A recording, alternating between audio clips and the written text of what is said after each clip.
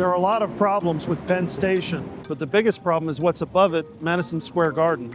I'm Patrick McGeehan. I've been writing about transportation infrastructure for the New York Times for more than 20 years. This level of the station was actually built in the early 1900s. Back then, about 200,000 people used Penn Station on a daily basis. But over the years, that tripled to more than 600,000 passengers per day.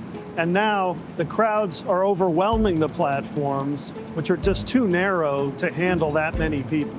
Madison Square Garden has been sitting on top of this station for more than 60 years, built of concrete and heavy metals, and in order to support all of that weight, they had to come down here into Penn Station and install about 1,000 columns like these. And it makes it very inconvenient for any change to be made down here, whether to expand the station, adding tracks, adding platforms. In order to get anything done on a large scale here, you need to get an agreement among quite a large group of stakeholders that includes the federal government, Amtrak, New Jersey Transit, which is controlled by the governor of New Jersey, the Long Island Railroad, which is controlled by the governor of New York, the owners of the garden, and a host of other people.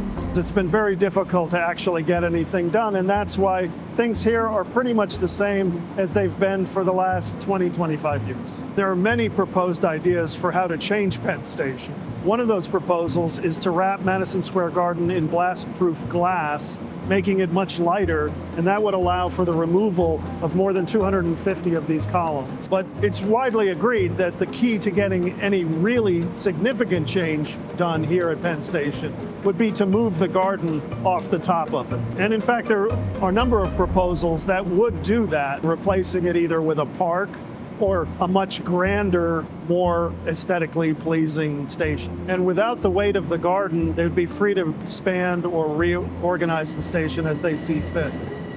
So for more than 20 years, one New York governor after another has tried to come up with a workable plan to fix Penn Station. The current governor of New York, Kathy Hochul, tried to get President Trump interested in the project by floating the idea that maybe it would be renamed Trump Station someday, but the federal government instead took the project away from New York. Now Andy Byford is going to be in charge of the whole thing. He used to run the subway system here in New York City before he went to work for Amtrak, and he says that construction work will begin before the end of 2027. They haven't yet found a private company to oversee the whole project, and they don't have a budget or any federal funding lined up. So there are still plenty of obstacles to overcome, but never before has the federal government and even the president himself shown as much interest as we have now. So maybe this time Penn Station actually will get fixed up. Then again, maybe it'll end up just like all the other failures over the years.